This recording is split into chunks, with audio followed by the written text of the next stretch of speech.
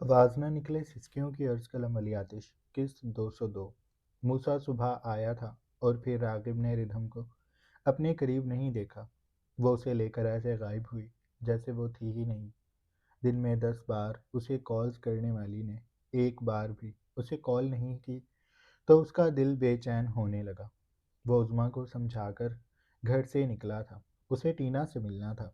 आखिर वो आ चुकी है तो वो देखना चाहता था कि वो कौन सी लड़की थी जिसके हाथ नहीं कांपे एक मासूम को मारने की साजिश करते हुए। वो वहां गया तो क्लब के नीचे सन्नाटा छाया था। जिब्रान पहले ही वहां मौजूद था। उसके वहां आते ही उसने कमरे का दरवाज़ा खोल दिया जहां टीना मौजूद थी। दरवाज़ा खोलकर उसे बाहर घसीट कर लाया गया। वो नकाहत से आंखें भी नहीं खोल पा रही थी। न जाने उसने आखिरी बार कब खाया पिया था। यहाँ आने के बाद तो उसे पानी का कतरा भी मैसर नहीं हुआ था और उस पे वो कमरा जहाँ वो थी हैबत से उसका दिल कांप रहा था। उसने नहीं सोचा था कि वो ऐसी जगह भी पहुंच जाएगी। जब वो उस कमरे में धकेली गई तो वहाँ एक वजूद और भी था जो उसकी कुरलाहटों से होश में आया था। तारीकी में दुबक्कर एक कोने से लगा असद चीखती हुई टीना की आवाज़ पे चौंका था। उसने चेहरा उठाकर सामने देखा तो टीना का चेहरा पहचानते ही वो कांपते हुए उसके पास आया। ये लोग बहुत बुरे हैं, वो कहने लगा। टीना उसका चेहरा देख रही थी। वो बिल्कुल बदल गया था। कमज़ोर, नीलो नील और मैले से कपड़ों वाला वो असद कहीं से भी नहीं लगता था। टीना उसके पास आई। उसके हाथ वगैरह नहीं बंधे थे। वो बिल्कुल आज़ाद थे। लेकिन इस कमरे की हद तक वहाँ कोई सुराख नहीं था जिससे रोशनी दाखिल होती। बहुत तवज्जो करने पे जब शायद आंखें अंधेरे की आदी हो जाती हैं तब चेहरे दिखाई देते हैं। वो भी बस आंखें या कमरे के दरवाजे के नीचे से जो हल्की सी रोशनी की लकीर आ रही थी वो उससे असद को देख पा रही थी। असद की हालत ने उसको सहमा दिया था। तुम असद को देखकर वो बोली, ये लोग किसी को नहीं छोड़ेंगे, किसी को भी नहीं। वो रोने लगा था।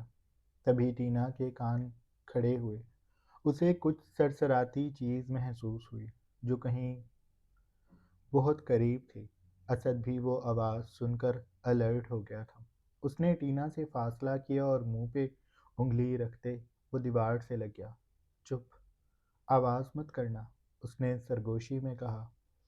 टीना उसे नासमझी से देख रही थी, लेकिन तभी उसके करीब से एक काला लंबा सा रेंगता हुआ हियूला गुजरा तो उसका दम निकल गया। उसकी आंखें फटकर बाहर गिरने को हो रही थी। वो इतनी खौफजदा हो गई कि हिलना तक भूल गई। इस कमरे में सांप है, असद ने लरजते हुए कहा। उसकी आवाज़ सांप के सरसराने जैसी ही थी जो बदन में सनसनी दौड़ा दे। हैं, यानी एक से ज़्यादा।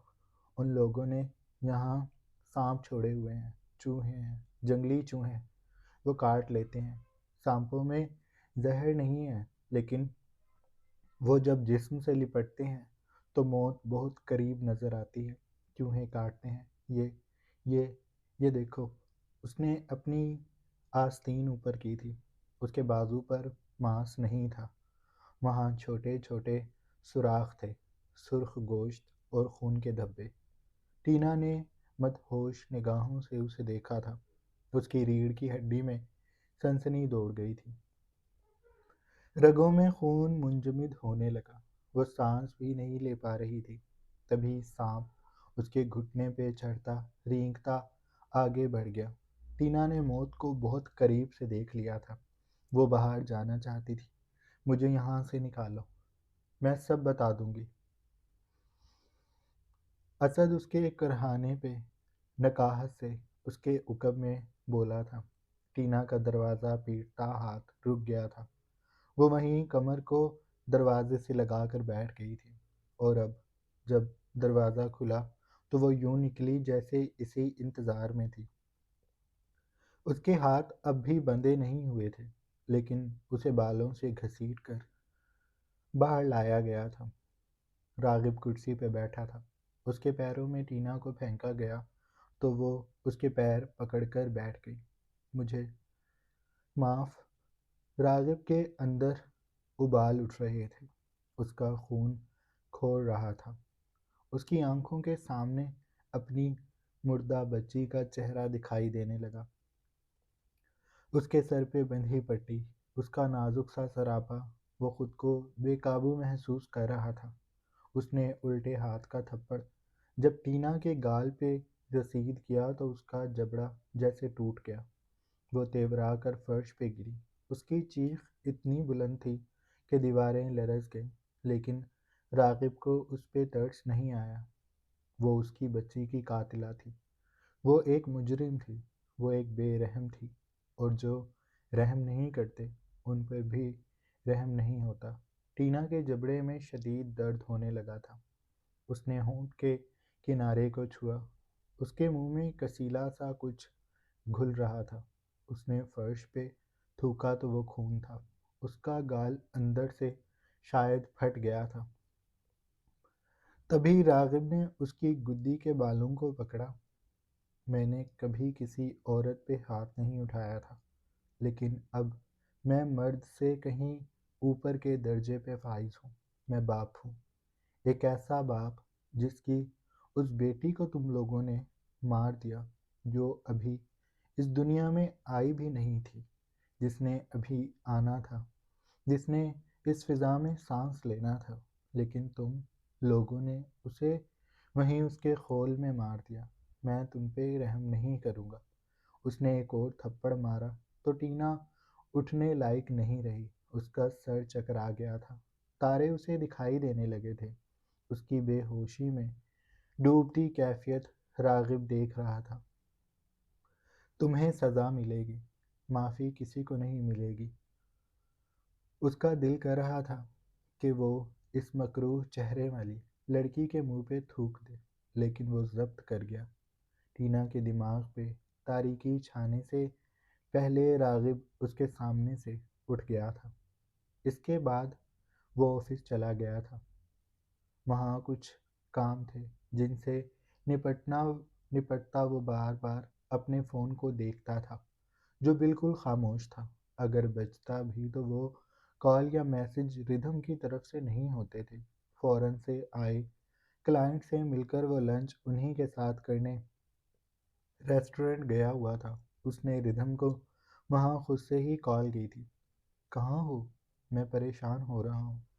پورا دن ہو گیا، تم نے ایک میسج بھی نہیں کیا۔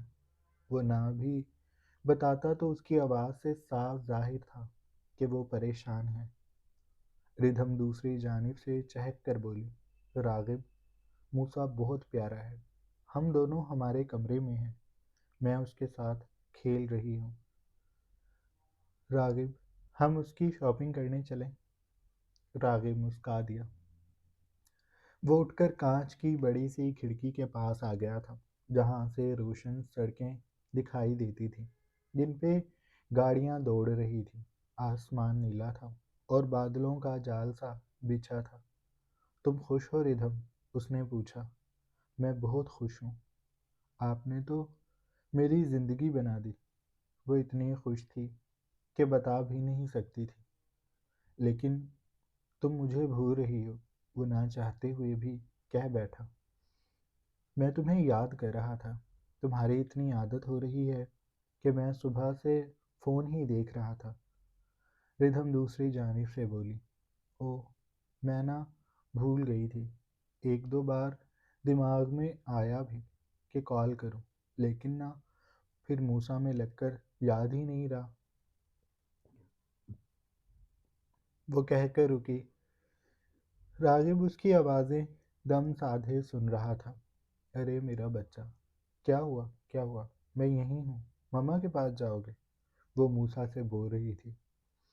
اس معصوم کو کیا پتا کہ وہی اس بچے کی ماں ہے۔ راغب کا دل سا دکھا۔ راغب، ردھم نے اسے پکارا تو وہ اپنی سوچوں کی دلدل سے نکلا۔ جی، ردھم نے دوسری جانب سے کہا، میں نہ اسے اس کی مما کے پاس لے کر جا رہی ہوں۔ یہ شاید بھوکا ہے، کافی دیر سے میرے پاس ہے، میں اسے لے کر جاتی ہوں۔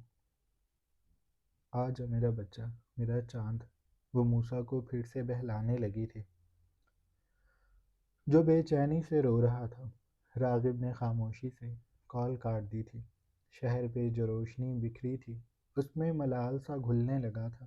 راغب کا دل دوہری کیفیت میں تھا، ایک طرف وہ خوش تھا اور دوسری طرف وہ اتنا ہی اداس۔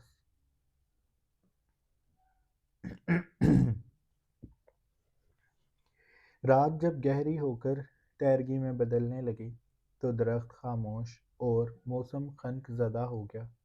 راغب گھر آ گیا تھا۔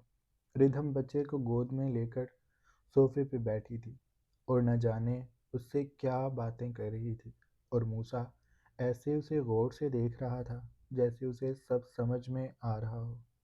وہ ذرا سی گردن یا ہاتھ ہلاتا تو ردھم اتنی خوش ہو جاتی کہ وہ اس کی باتوں کا جواب دے رہا ہے۔ راغب کے آنے پہ بھی وہ اس کے پاس دوڑ کر نہیں گئی تھی۔ راغب خود سے ہی کوٹ کو اتارتا، ٹائی کو الگ کرتا، کوہنیوں تک شرٹ کو موڑتا ردھم اور موسیٰ کے پاس آ گیا۔ ردھم اسے دیکھ کر چونکی تھی۔ کیا کر رہے ہیں میرے بچے؟ وہ خوشی سے کہتا صوفے پہ بیٹھا اور ردھم کے گرد بازو حائل کر لیا۔ مجھے پتہ ہی نہیں چلا آپ آ گئے، ردھم نے معصومیت سے کہا تو راغب نے اس کا گال کھینچا۔ کوئی بات نہیں، تم بیبی کے ساتھ مصروف تھی۔ راغب نے ہاتھ آگے بڑھایا۔ مجھے دو گی تھوڑی دیر؟ وہ ایسے پوچھ رہا تھا جیسے کسی چھوٹی بچی سے اس کا کھلونا مانگ رہا ہو۔ بچی نے اسے خوشی سے سر ہلاتے اپنا کھلونا دے دیا تو اسے اس بچی اور کھلونے دونوں پہ بہت پیار آیا۔ میرے بچے، اس نے زیر لب کہہ کر موسیٰ کا ماتھا چوما۔ موسیٰ جانی، کیسے ہو؟ وہ اس کے گال کو چوم کر اسے قریب کر چکا تھا۔ ردھم چمکتی آنکھوں سے راغب اور موسیٰ کو دیکھ رہی تھی۔ راغب کا موسیٰ کو چومنا والہانہ سا تھا، وہ اسے سینے میں بھینچ رہا تھا۔ ردھم سمجھ سکتی تھی کہ راغب بھی وہی کمی محسوس کرتا ہے جو ردھم کر رہی ہے، لیکن وہ یہ نہیں جانتی تھی کہ راغب موسیٰ سے اتنا پیار کیوں کر رہا ہے، کیونکہ موسیٰ اس کا خون تھا، اس کا بچہ، اس کا اپنا بیٹا۔ راغب موسیٰ کا چہرہ قریب کر کے اس کے گال کو چوم رہا تھا، اس سے باتیں کر رہا تھا۔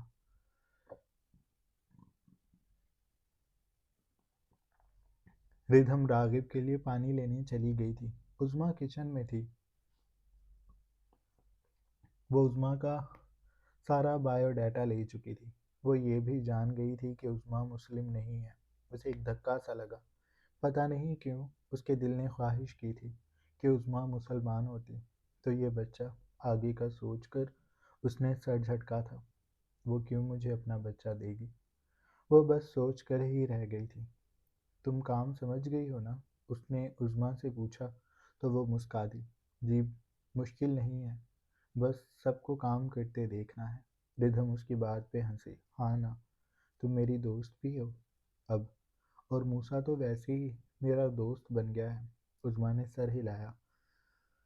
ہاں جی، وہ آپ سے بہت جلدی گھل مل گیا ہے۔ ردھم کو ملازمہ نے پانی کا گلاس بھر کر تھما دیا تھا۔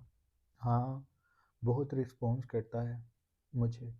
اب بھی میں جب اس سے باتیں کر رہی تھی تو بار بار ہوں ہوں کر رہا تھا۔ اب راغب لے کر بیٹھے ہیں، ان کو بھی بچے بہت پسند ہیں۔ تمہیں پتہ ہے وہ بہت خوش تھے جب میں پریگننٹ تھی۔ پوری کی پوری رات حساب لگاتے رہتے تھے کہ بچے کا نام کیا رکھنا ہے، اس کے لیے کیا کیا لینا ہے، کیا کیا کرنا ہے۔ وہ اداسی سے بتا رہی تھی۔ عظمیٰ کو اس کے لیے برا سا لگا۔ آپ کی بھی خدا ساری پریشانیاں دور کر دیں گے۔ ردھم نے سر ہلایا۔ ہاں بس دعا کرنا کہ اللہ مجھے جلدی سے اولاد دے دے، وہ کہہ کر باہر نکل گئی تھی۔ خدا آپ کی اولاد کی لمبی زندگی لگائے اور آپ لوگوں کا سایہ اس پہ ہمیشہ قائم رکھے۔ عظمیٰ نے دل میں دعا دی تھی اور دوبارہ سے باقی ملازماؤں کے ساتھ لگ گئی تھی۔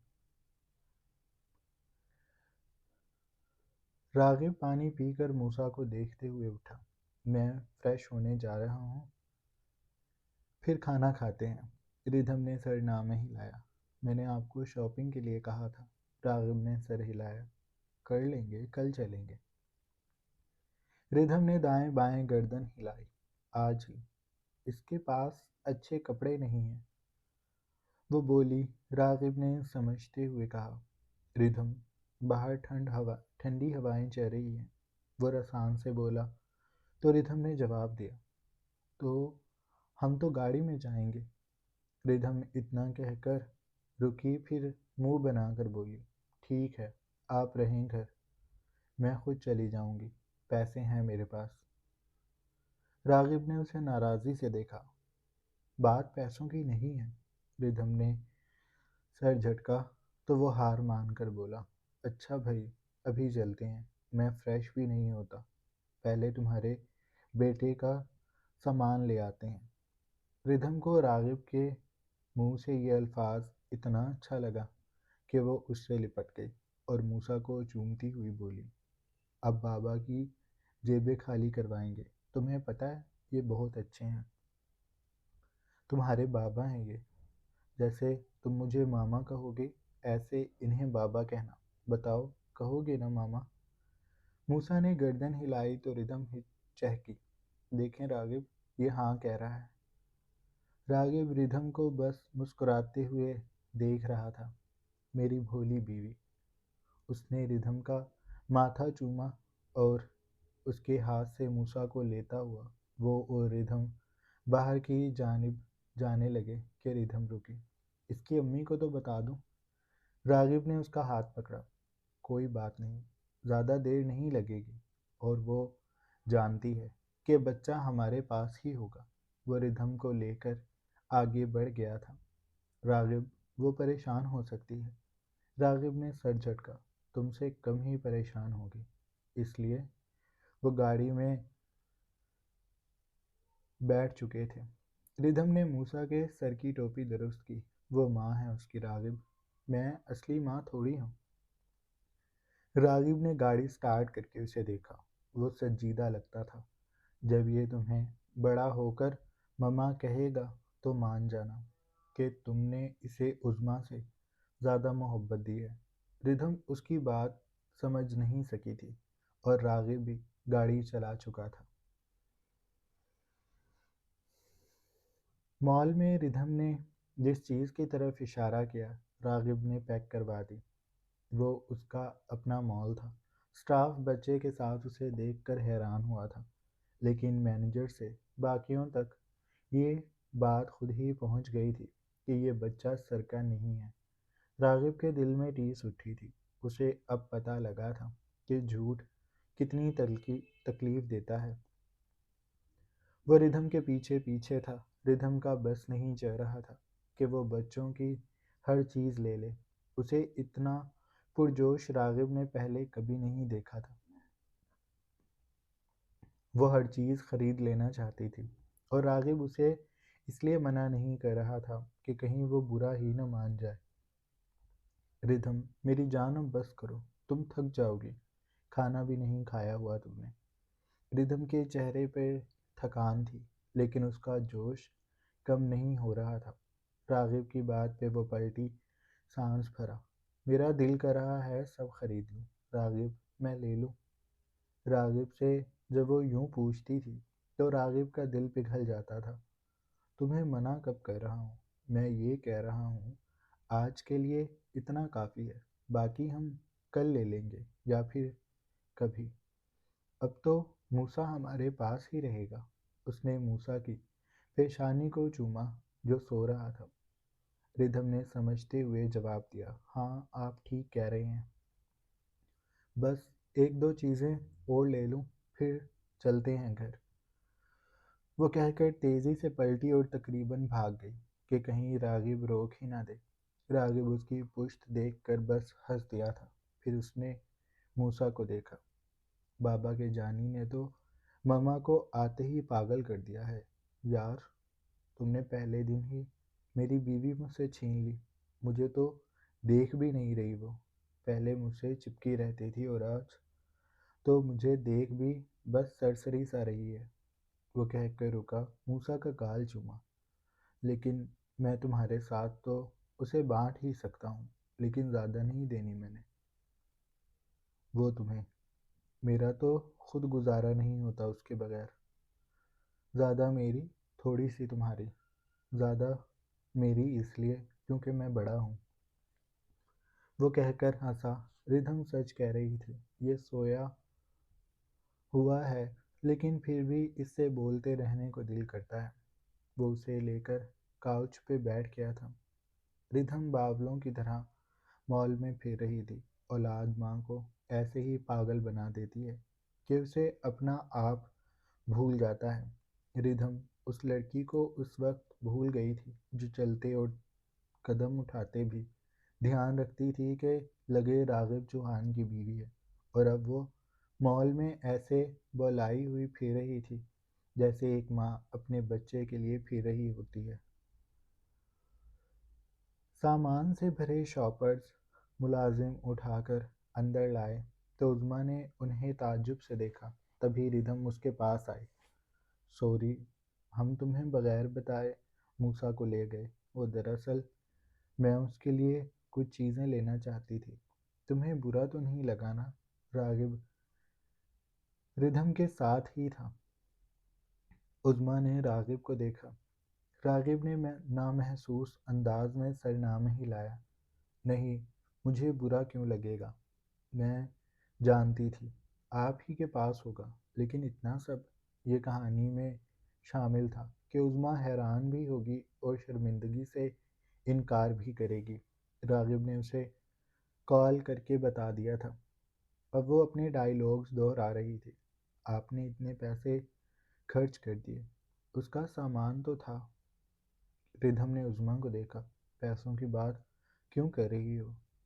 ہم اپنی خوشی سے لے کر آئے ہیں، ہے نا راغب؟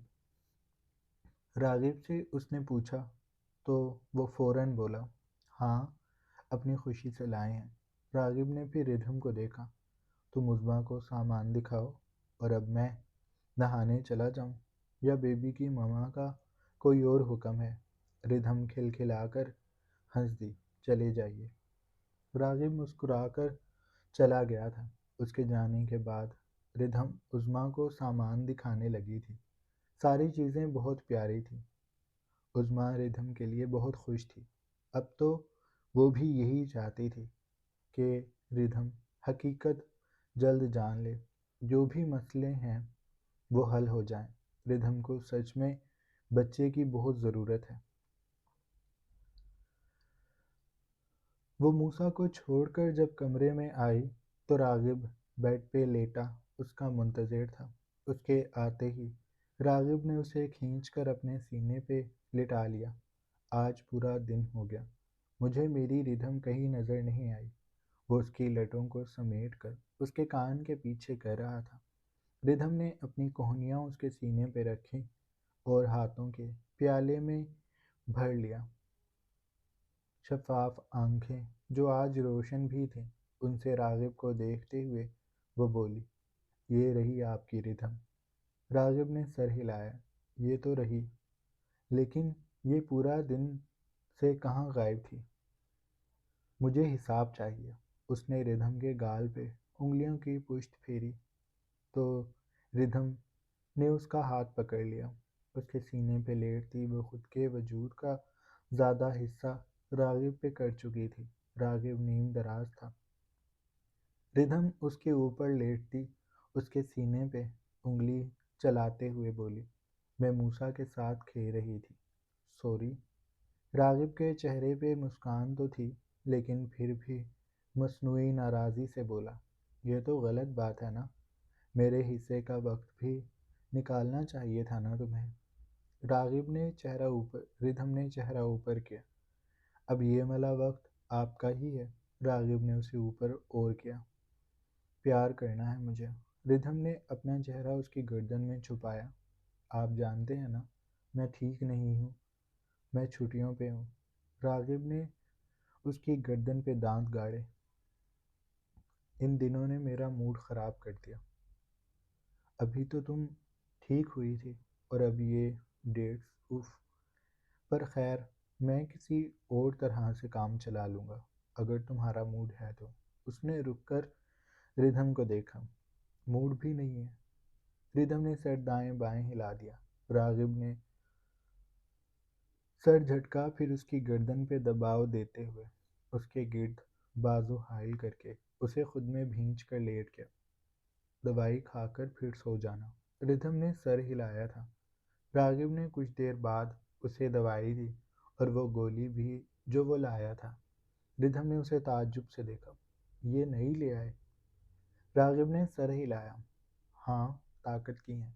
ردھم نے منہ بسورا۔ پہلے کم تھی جو یہ بھی لے آئے۔ وہ بدمزہ ہوئی تھی۔ بس یہ ایک ہی ہے، یہ کھا لو، پھر میری نگرانی میں کھانا۔ میں اس پہ ڈھیل برداشت نہیں کروں گا۔ وہ سنجیدگی سے بولا تھا۔ ردھم نے اپنا چہرہ اس کے سینے میں چھپا لیا۔ میں نے ڈانٹ کھا کر نہیں سونا۔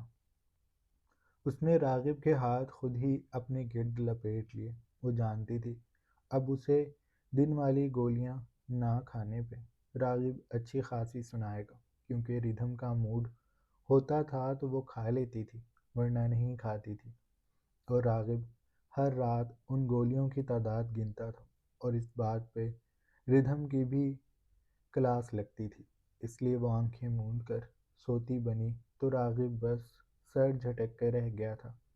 آج کا دن بہت خوبصورت دنوں میں سے ایک تھا۔ جاری ہے۔